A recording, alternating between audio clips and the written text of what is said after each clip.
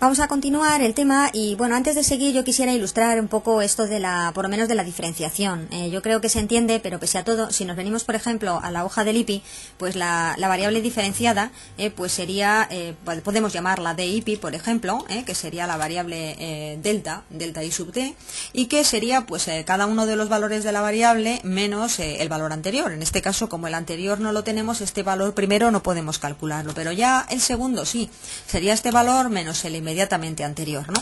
Y entonces, pues veis que tenemos la serie diferenciada, es una serie un poco extraña, porque en principio pasamos de valores así de un número índice normal a de repente menos 0,2, es decir, la serie del IPI sin la tendencia lineal. Es una serie desvestida, entonces los valores ya son realmente diferentes o son peculiares, ¿no? Vamos a ver si se me actualiza, no sé si a lo mejor no le he dado al botón correcto de pegado, claro, tenía que haber pegado fórmulas, ¿no? Y dándole a ver, a F7 a lo mejor se actualiza, a ver, pues parece que no me ha hecho mucho caso, no me ha pegado las fórmulas, porque ya está, porque la he borrado yo. Bien, bueno, vamos a continuar, vamos a volver a repetir la operación, sería esto menos esto, ¿vale? Menos 0,2, ahora sí. Y ahora le daríamos a pegado especial fórmulas, al cambiar, ahora sí. Veis que ahora ya aparecen todas las fórmulas correctamente y, como digo, pues es una serie un poco rara, quitando algunos valores que sean mayores porque haya saltos, pero bueno, en principio pues le hemos eliminado esta tendencia. Claro, en el caso de esta serie es que es una serie que tiene estacionalidad y por eso se dan estos saltos. Habrá que ver cómo se elimina la tendencia cuando una serie tiene estacionalidad, pero en principio lo que quería era que vierais que se trataba de hacer esto, de tomar un valor inmediatamente anterior y obtener una nueva serie, que es la serie que llamamos por ejemplo DIPI, y que es la serie delta de I sub t, y que no es más que pues para cada uno de los valores de la serie IPI, en este caso pues el valor del año 96, el mes de febrero, se toma el dato de febrero y se le resta el de enero, ¿vale? Y así pues con todos los demás. Esto era algo que quería que vierais, bueno, más que nada porque si no sabemos muy bien o nos perdemos con lo que estamos haciendo, pues entonces es un problema. Estos temas no revisten de gran dificultad si se comprende lo que hacemos. En Nibius, por ejemplo, ¿cómo se le pediría al programa que nos hallara la serie diferenciada? Por ejemplo, de IPI. Pues hay que utilizar el comando -1. Si recordáis, si ponemos una serie -1, es esa serie diferenciada, esa serie retardada un periodo, ¿no? Pues sería como I sub t -1. Entonces, bueno, pues al poner IPI -1, pues pasaríamos de la serie del IPI, con esta tendencia más o menos lineal, a la serie de IPI, ¿no? Que como la tendencia era lineal, podríamos aproximarla más o menos como una línea recta, pues vemos que ha perdido la tendencia lineal y obtendríamos pues una serie que, ¿por qué decimos que la ha perdido? Porque si yo paso por el valor medio por tramos, yo la dividiera por tramos mentalmente y hallara el valor medio, ese valor medio más o menos coincide y en este caso además está en torno al valor 0, ¿vale? No tendría por qué necesariamente, pero normalmente va a ser así.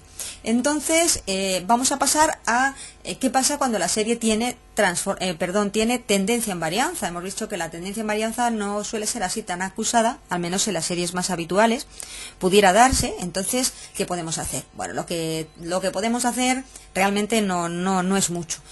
Yo lo que digo es que muchas veces pues lo que hacemos es engañar a la serie, ¿no? Es decir, engañarla quiere decir que a veces la heteroscedasticidad es difícil de eliminar. Ya lo viste también con la propia perturbación aleatoria, era más fácil de erradicar la autocorrelación que la heteroscedasticidad, al menos con los medios que tenemos. Entonces lo que hacemos es pues aplicarle una transformación a la serie, que es la transformación logarítmica, ¿no?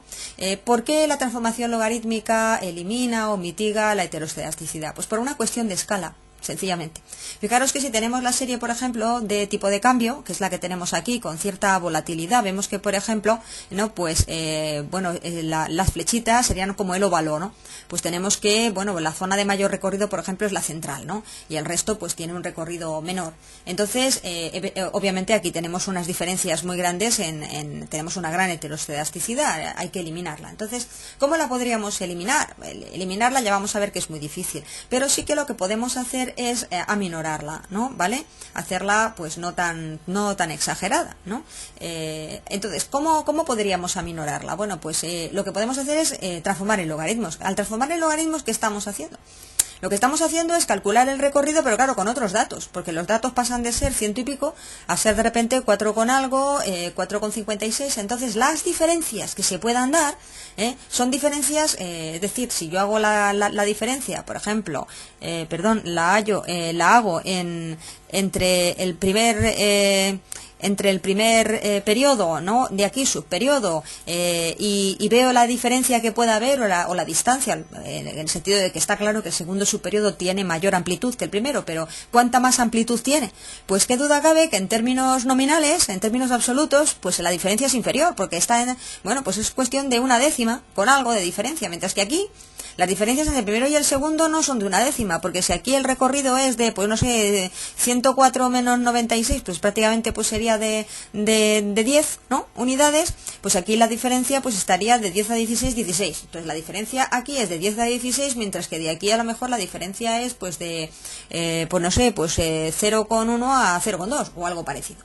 Entonces, al final, ¿qué estamos viendo? Pues que evidentemente cualquier contraste de heteroscedasticidad me va a decir que hay menos en la segunda gráfica que en la primera, solo porque las diferencias en la varianza, que es una medida absoluta, pues son inferiores. Entonces, como yo digo, lo que hacemos es como engañar a este efecto para que no sea tan pronunciado y entonces pues podamos por lo menos aproximar el concepto de estacionariedad en varianza. ¿Por qué hacemos esto? Esto lo que hacemos es sencillamente lo que estamos haciendo es intentar ver cómo podemos tratar una serie, cómo la podemos transformar, dado que algunas técnicas de predicción nos van a pedir esas transformaciones. Entonces, pues yo os he preparado un poco con este vocabulario y con este tipo de, viendo las componentes de la serie y demás, como os he dicho antes, pues para ahora ver cuáles son estas técnicas y qué tipo de transformaciones pues nos exigen. Las técnicas de predicción que vamos a ver son, por un lado, unas muy sencillas, pero bastante eficaces, como vais a ver, que es la técnica de los alisados exponenciales, que es una técnica que está implementada en Econometric Views y que vamos a ver que pues suele hacer unas predicciones pues bastante interesantes, dentro de que, bueno, ahora hacer predicciones con este periodo de crisis y con tantos cambios pues es complicado, pero bueno, vamos a ver cómo se comportaría esta técnica. Y luego ya, en los dos temas siguientes, veremos una técnica más compleja, que es la técnica de modelos ARIMA, que tendréis ocasión de ver en mayor profundidad si luego después cursáis la asignatura de previsión, que se da, es una de nuestras optativas de cuarto, y bueno, aquí lo que voy a hacer yo pues es ver un poco cuál es su funcionamiento, cuál es toda esta primera fase de transformación de series, cómo interpretarlas, pues sencillamente para ayudaros a aplicarla, pero sobre todo para poner las bases para un estudio posterior, si lo necesitarais de este concepto. Entonces, bueno, lo que yo hago aquí en esta transparencia es un resumen de las técnicas que se suelen utilizar, ¿no?, pues para la predicción. Hay técnicas de tipo determinista, técnicas que se llaman o autoproyectivas, técnicas causales. Las técnicas autoproyectivas son las que se basan en una sola serie, no necesitan de más. Las causales son como los modelos econométricos, necesitan de otras series, ¿no? Porque la I se explica a partir de una serie de XJ. Aquí, sin embargo, las técnicas autoproyectivas pues solo se apoyan en una única serie para hacer predicciones. En fin, yo lo que voy a presentaros aquí, como digo, en este curso es alisados exponenciales y el método estocástico por excelencia, que son los modelos ARIMA. ¿Cuántos métodos de alisados existen? Bueno, hay estos que veis aquí, en Econometric Views podéis encontrarlos todos ellos, es lo que se llama el alisado simple, el doble de Brown, etcétera. Pero lo más importante es que según sea la técnica, las exigencias sobre la serie son unas u otras. Por ejemplo, en el caso del alisado exponencial simple o del alisado doble de Brown, la serie, si queremos hacer una buena predicción, debería haber sido transformada, o sencillamente que originalmente sea una serie sin tendencia y sin estacionalidad.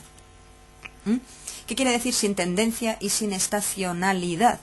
No quiere decir que la serie sea estacionaria. Quiere decir que la serie no debe de tener tendencia en la media, ¿de acuerdo? Eso es verdad. O sea, tiene que tener una parte de las condiciones que habíamos visto anteriormente para la estacionariedad, que no haya tendencia en la media, en los valores medios, y que la serie no tenga la componente de la estacionalidad con el li, ¿vale? Entonces, ahora de repente aparece otra vez en la componente estacional de la serie, pues ahora resulta que tiene importancia aquí. Entonces, solamente eliminando la estacionalidad, es decir, quedándonos con la componente estacional, ¿recordáis? Y si a la componente estacional le quitamos la tendencia, solo así podríamos aplicarle a una serie el alisado exponencial simple. Es decir, si recordáis, por ejemplo, de lo que habíamos visto antes, ¿no? Lo que estamos viendo aquí es que esta serie de aquí es la serie extraestacional. Es decir, a esta serie le hemos quitado la estacionalidad, que está aquí, ¿vale? Es la serie original sin la estacionalidad.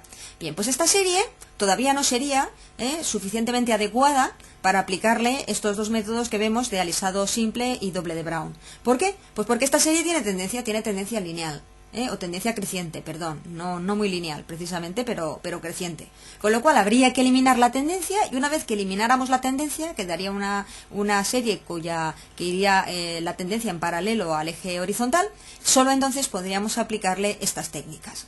Entonces habría que, ¿cómo se eliminaría la serie? Por diferencias. La tendencia, pues se le aplicarían diferencias a I pi S A, una, dos o las que hicieran falta, pues para hacerla adecuada, para poder estimarla por este método, estos dos métodos de alisado simple y doble de Brown. El alisado de Holt-Winters únicamente exige que la serie no tenga tendencia. Es decir, la serie puede tener estacionalidad, ¿vale? No la vamos a eliminar, pero se le pide que no tenga tendencia. Entonces, por ejemplo, en este caso, en el caso del IPI, pues la serie tiene estacionalidad. ¿Y qué hemos hecho? La hemos diferenciado y obtenemos una serie que ya no tiene tendencia, pero sigue teniendo los picos estacionales, como veis, siguen siendo muy pronunciados. Entonces, esta transformación sería válida para aplicar este método que decimos que es el alisado de Holt-Winters. Y por último, están los que a mi juicio son más interesantes, que es el alisado exponencial Holt-Winters con esquema sumativo, según que supongamos un esquema sumativo para la serie, o Holt-Winters con esquema multiplicativo, que son aquellas técnicas que se pueden aplicar directamente a la serie original sin transformar, con lo cual es muy cómodo, porque no tenemos que someter a la serie a ningún tipo de transformación, sino que ya el propio método, ¿no? Pues se maneja con estos elementos de tendencia y de estacionalidad para poder realizar una predicción adecuada.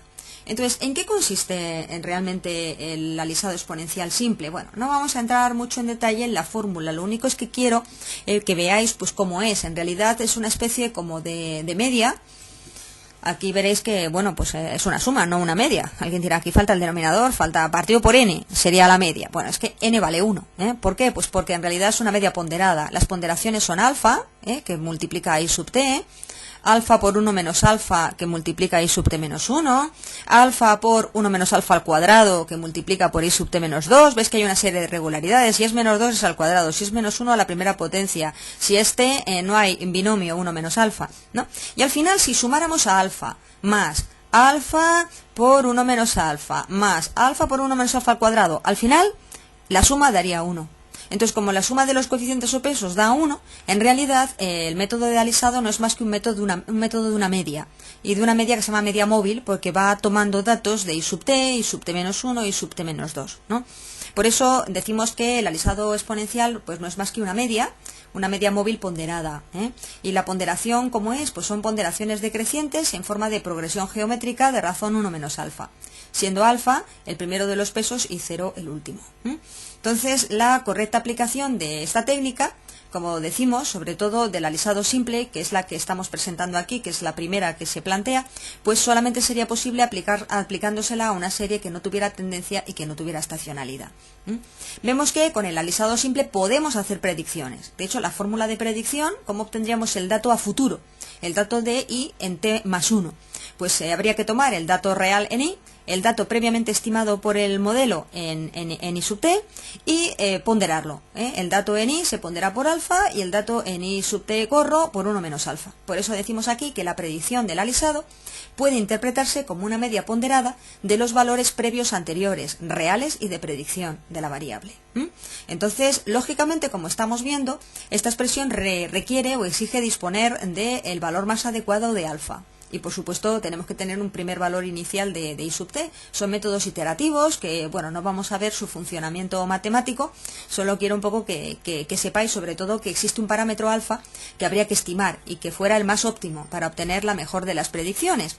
Entonces, lo que hacemos nosotros es aquí con los alisados exponenciales, veis, esta es la ventana de eViews. Lo que habría que hacer en eViews pues sería indicarle a la serie, por ejemplo, con la misma ventana del gráfico, en el mismo sitio, en Process, donde le habíamos pedido Seasonal Adjustment, hay una opción justo debajo que se llama Exponential Smoothing, que es la opción que nos permite obtener el alisado exponencial. Entonces, como veis, aquí tenemos toda la retahíla de métodos que hemos visto antes, el simple, el doble, el de Whole Winters No Seasonal, que es el doble de Brown, el de Whole Winters Additive y el Whole Winters Multiplicative. Entonces, bueno, lo más interesante de este caso es que en este caso, si queremos hacer predicción, tenemos que ampliar el periodo muestral. Al menos deberíamos de considerar pues los meses futuros. En nuestro caso, por ejemplo, con nuestra variable del IPI se quedaba en enero de 2011.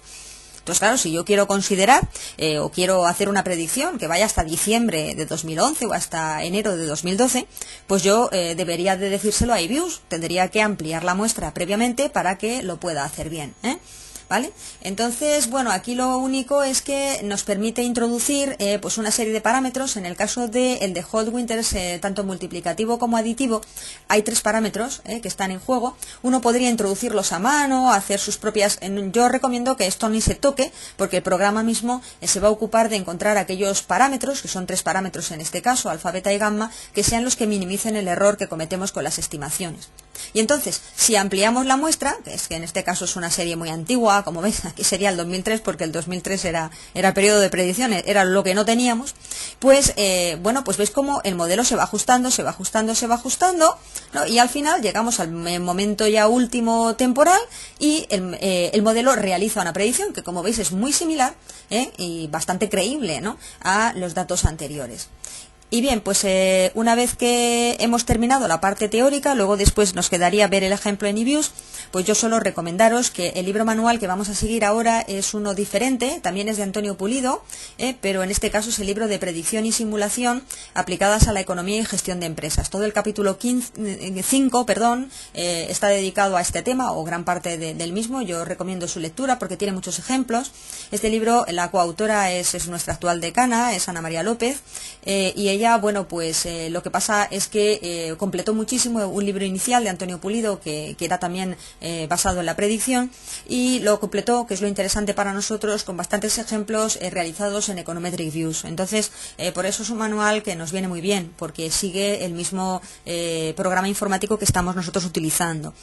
Y por último, pues bueno, también, por supuesto, mencionar el libro cuya lectura hemos puesto al principio, de Kisgasser y Walters, y también un libro que es clásico en estadística, que es el libro de Pilar Martín Guzmán, nuestra compañera de estadística, catedrática, y Martín Pliego, antiguo profesor también de nuestra universidad, que se llama Curso Básico de Estadística Económica. El tema 12, en concreto el punto 12.1, también nos ayuda y nos esclarece algunos de los aspectos tratados en el tema.